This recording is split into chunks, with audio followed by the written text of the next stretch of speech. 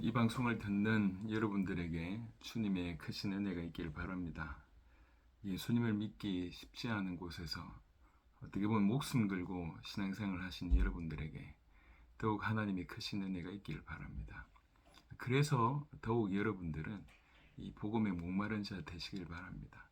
하나님께서 우리에게 복음을 주셨습니다. 성경을 통해서 복음이 무엇인지를 우리에게 알려주셨고 그 복음을 간절히 믿기를 원한다고 얘기합니다. 그래서 우리는 무엇보다 이 성경을 통해서 또 여러 가지 것들을 통해서 복음 아는 데 집중하고 복음을 믿고 복음을 전하는 삶이 되시길 바랍니다. 그런데 이 사실을 사단이 알기 때문에 끊임없이 복음을 숨기고 있습니다. 어떻게 보면 쉽게 말하고 있지만 그 복음에 대해서 깊이를 잃어버리게 만들거나 복음에서 초점을 잃어버리게 만듭니다. 뿐만 아니라 우리의 본성이 죄된 본성 자체가 복음을 원하지 않습니다. 복음을 핑계 삼아서 우리의 육신을 채우고자 하는 아니면 우리의 문제를 해결하고자 하는 시도를 우리 본성이 계속합니다.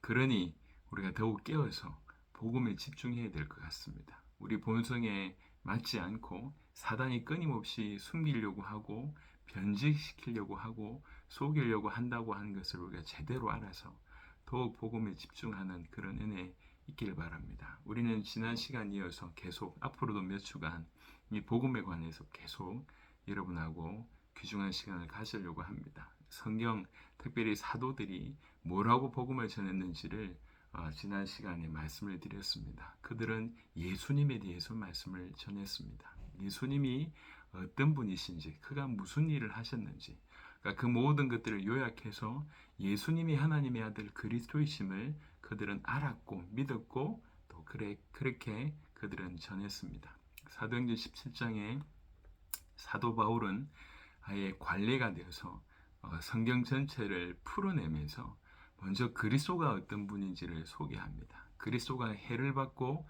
죽은 자 가운데서 다시 살아나야 할 것을 증언했다고 얘기합니다. 대부분의 사람들은 그 구약 성경을 들고 다윗과 같은 그냥 뛰어난 메시아, 정치적으로 아니면 민족적인 어떤 큰 부흥을 일으킬 어떤 존재로서 이해하고 있었는데 그 동일한 구약 성경을 들고 참으로 우리의 메시아는 우리를 위해서 대신 죽으셔야 되고 부활을 하셔야 된다고 정확하게 그리스도의 의미를 풀어냅니다. 그 누구도 이렇게 명확하게 풀어내지 못하고 있을 때 하나님이 사도 바울을 통해서 그것을 풀어내게 하셨습니다.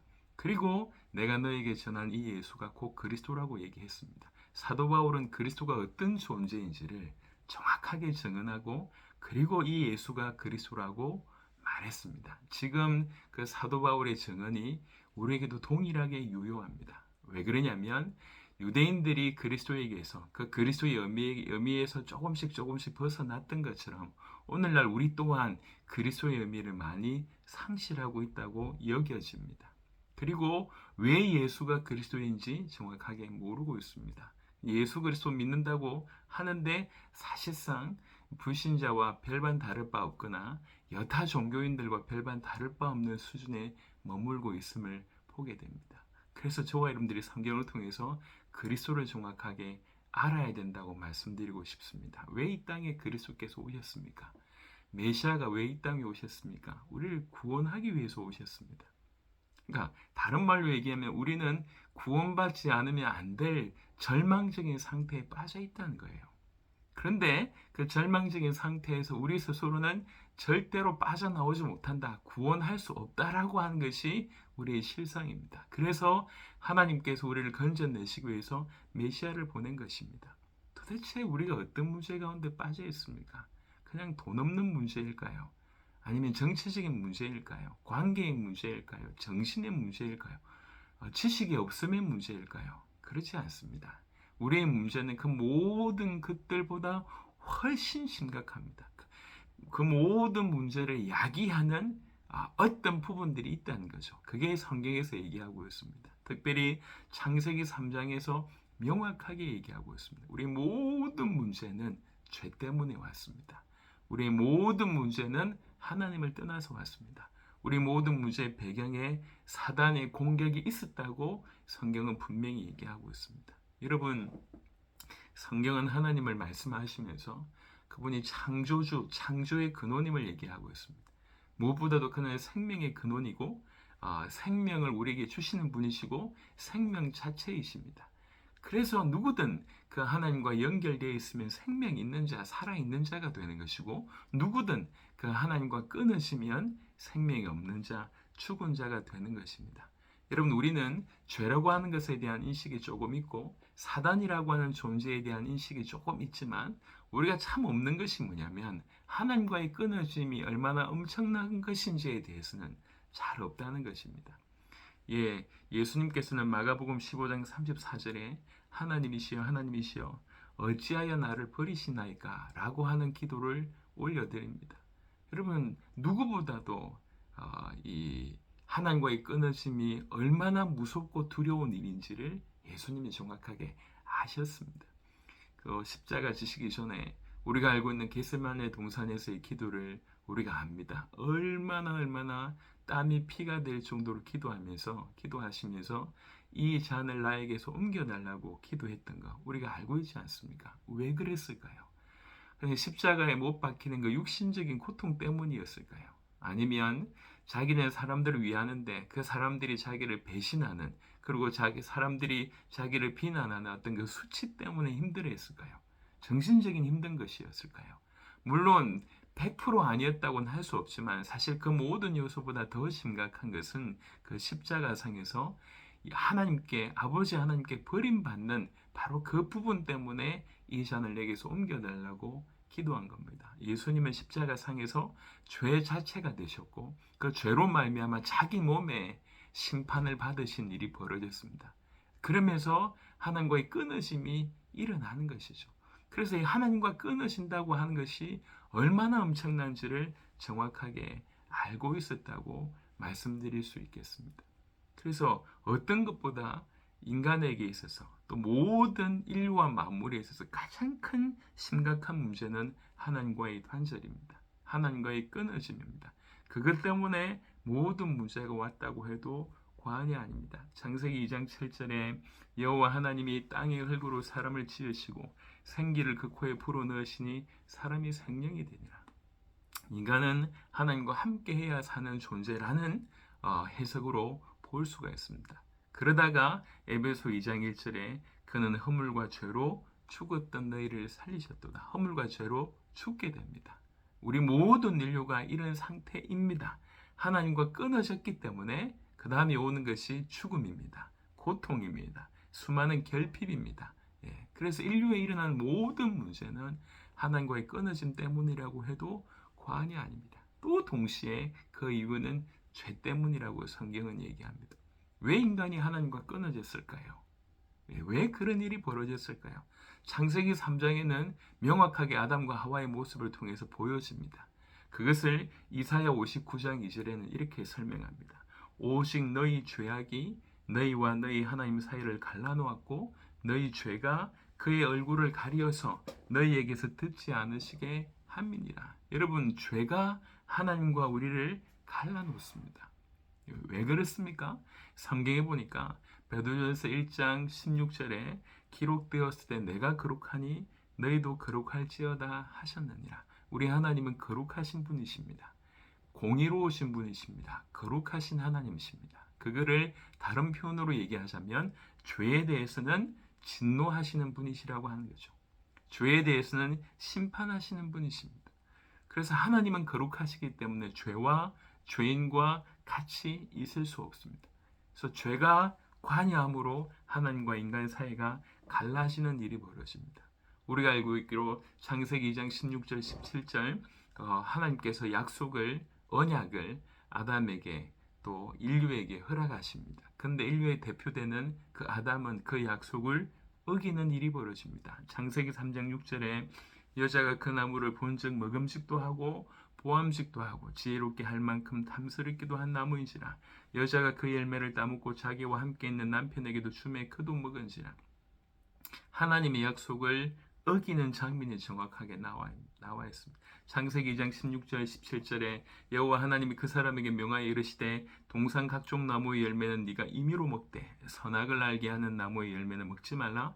네가 먹는 날에는 반드시 죽으리라 하시니라 라고 하는 언약을 주셨는데 그 언약을 보란 듯이 어기는 불순종하는 일이 벌어집니다. 이를 두고 사도 바울은 로마서에서 5장 19절에 한 사람이 순종하지 아니함으로 많은 사람이 죄인 된 것 같이 한 사람이 순종하심으로 많은 사람이 의인이 되리라. 여러분 그 아담의 불순종 때문에 모든 사람이 죄인이 됐습니다. 왜 그랬습니까? 아담은 인류의 대표였기 때문에 그랬습니다. 대표로 죄를 범한 것이 모든 인류가 죄를 범했다. 이렇게도 볼 수 있고 또 하나의 이유는 이제 그 모든 인류가 아담의 허리에서 나왔습니다. 그래서 모든 인류는 그때 그 당시에 아담의 허리 안에 있었다고 해도 과언이 아닙니다. 그래서 아담이 대표로 죄를 범한 것도 맞고 또 한편으로는 모든 인류가 그와 함께 있었기 때문에 함께 죄를 범했다고 해석할 수도 있습니다. 그래서 모든 사람이 죄를 범합니다. 한 사람의 불순종으로 인해서 로마서 5장 12절에 그러므로 한 사람으로 말미암아 죄가 세상에 들어오고 죄로 말미암아 사망이 들어왔나니 이와 같이 모든 사람이 죄를 지었으므로 사망이 모든 사람에게 이르렀느니라. 여러분 하나님과의 끊어짐의 다른 표현은 사망입니다. 말씀드렸습니다. 하나님이 생명의 근원이에요. 그러니까 하나님과 연결되어 있으면 생명이 있습니다. 하나님과의 끊어짐은 뭘 얘기합니까? 사망을 얘기합니다. 그래서 성경은 생명과 사망을 표현할 때 항상 하나님과의 관계에서 해석합니다. 죄로 말미암아 사망이 들어왔어요. 하나님과의 끊어짐이 일어난 일이 벌어졌습니다. 그래서 고린도전서 15장 22절에는 아담 안에서 모든 사람이 죽은 것 같이 그리스도 안에서 모든 사람이 삶을 얻으리라. 그 유명한 로마서 3장 23절에는 모든 사람이 죄를 범하였음에 하나님의 영광에 이르지 못하더니 모든 사람이 죄를 범합니다. 그래서 원래 하나님의 영광을 드러낼 자로 하나님의 형상대로 지음받았던 이 인류는 더 이상 하나님의 영광에 도달할 수 없는 존재가 되어버렸습니다. 왜 그렇습니까? 죄 때문에요. 죄인이 되었기 때문에 그런 것입니다. 그래서 모든 하나님과의 관계가 끊어지는 사망에 이르게 되는 것입니다. 그런데 또 하나 우리가 주지해야 될 것은 이 죄의 배경에는 사단이라고 하는 존재가 있다는 것입니다. 여러분 죄를 논하면서 한편 우리가 봐야 될 부분은 사단이라고 하는 존재입니다. 물론 우리가 죄를 범했습니다. 하지만 그때나 지금이나 우리로 하여금 죄짓게 끊임없이 속이는 존재를 우리가 인식할 필요성이 있다는 거죠. 성경은 사단에 관해서 분명히 얘기하고 있습니다. 요한일서 3장 8절에 죄를 짓는 자는 마귀에게 속하나니 마귀는 처음부터 범죄함이라. 하나님의 아들이 나타나신 것은 마귀의 일을 멸하려 하심이라고 되어 있습니다. 여기 보면 죄를 짓는 자는 마귀에게 속한다라고 하는 구절이 있습니다. 창세기 3장 또한 이 마귀의 괴계에 꿰매 속아서 인간이 죄를 범하는 장면들이 분명히 나와 있습니다. 여러분 사단이 지금 없습니까? 아닙니다. 물론 머리가 깨진 상태이지만 여전히 자기가 곧 자기의 마지막이 올 줄 알기 때문에 더욱 분하여 할 수만 있다면 이제 우는 사자처럼 삼킬 자를 찾는다고 성경은 얘기하고 있습니다. 여러분 사단을 여러분 어느 정도 알고 계십니까? 그래 짧은 시간이지만 성경 전체를 통해서 사단이 어떤 존재인지 잠시 설명하면 사단은 기본적으로 우리 인간보다 훨씬 강한 자요 뛰어난 자입니다.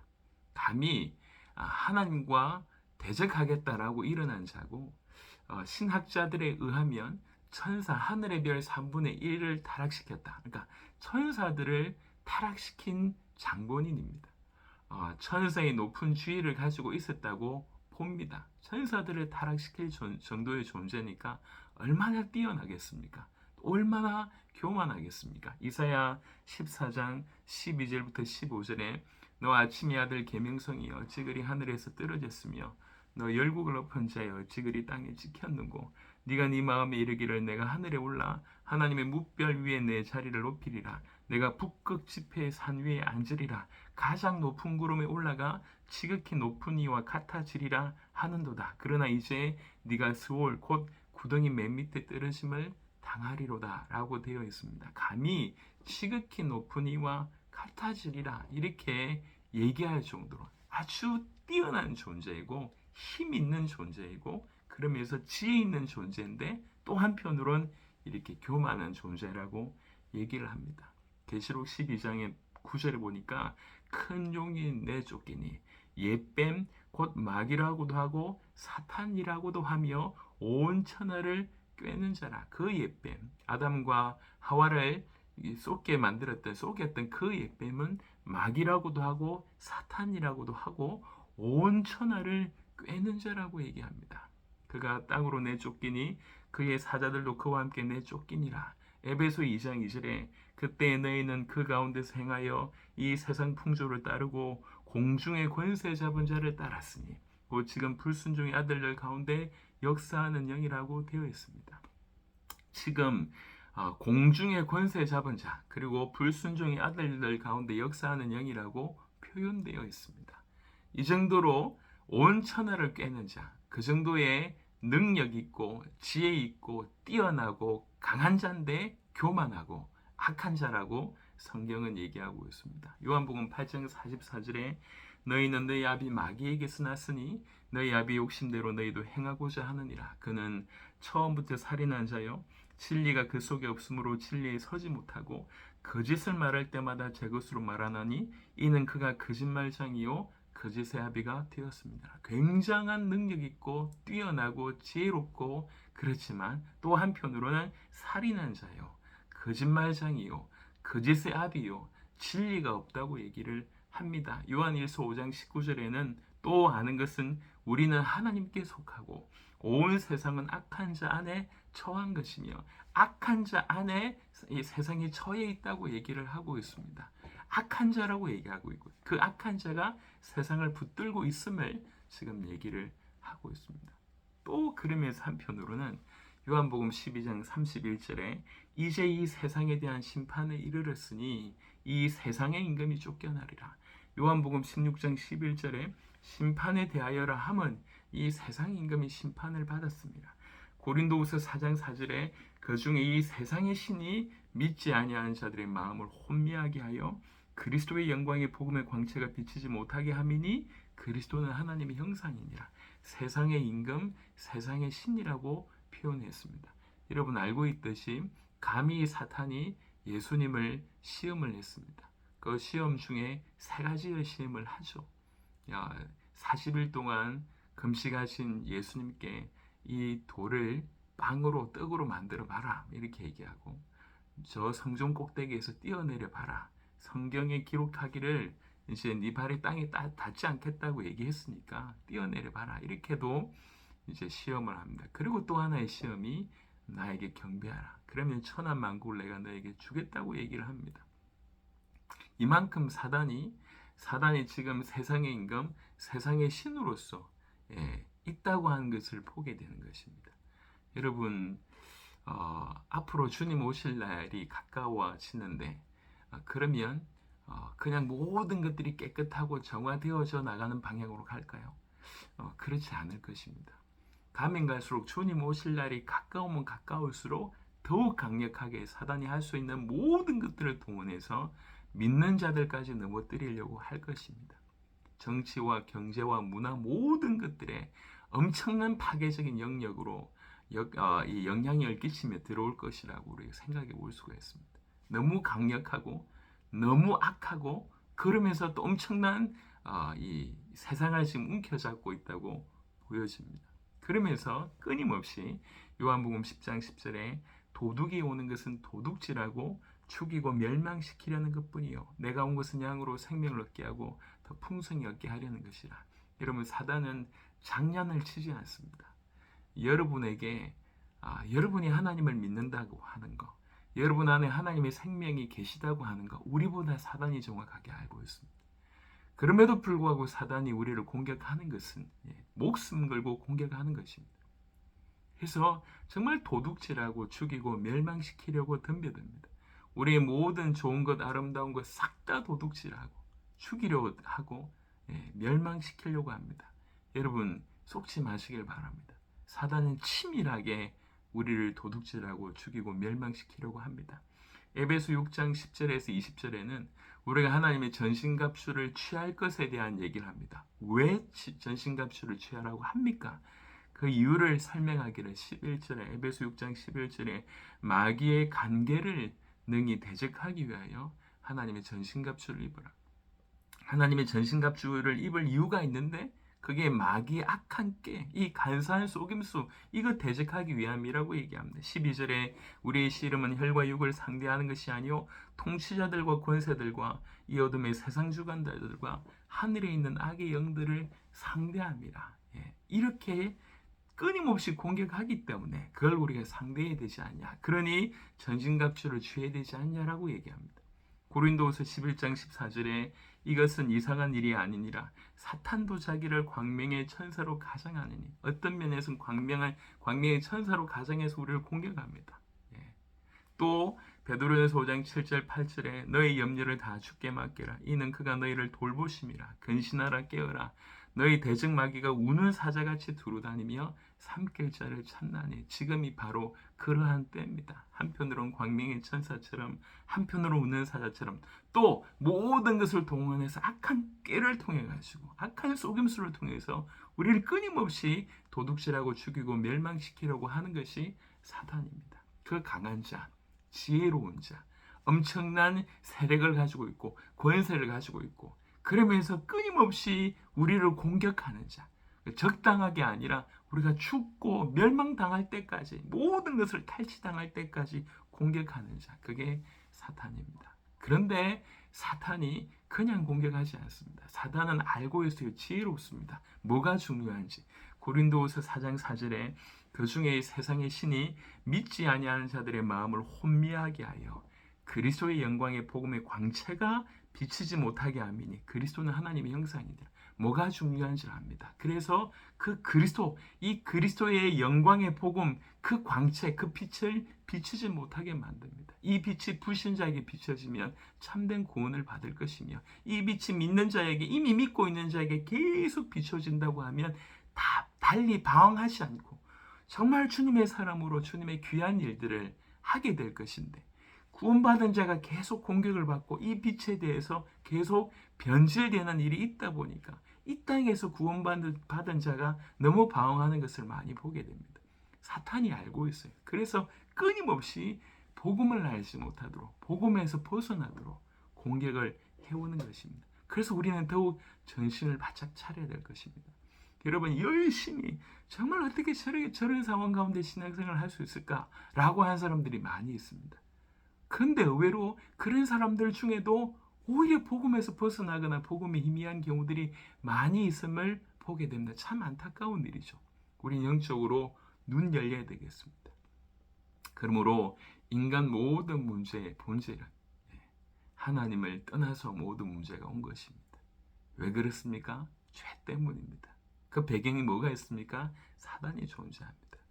그런데 이 죄 문제, 하나님을 떠나 있는 이 사망의 문제, 그리고 사단의 문제는 인간 스스로 해결할 수가 없습니다. 이것 때문에 모든 문제가 왔다고 해도 과언이 아닌데 이것을 우리가 해결할 수가 없습니다. 그래서 우리 주님이 메시아를 보내주신 것입니다. 깨닫는 은혜 있으시기를 그리스도 예수 이름으로 축원합니다. 살아계신 주님, 말씀 듣는 모든 자들에게 하나님이 크신 은혜를 베풀어 주시고 그리스도에 대한 큰 이해가 있도록 축복하여 주옵소서. 우리 주 예수 그리스도의 이름으로 기도드렸습니다. 아멘.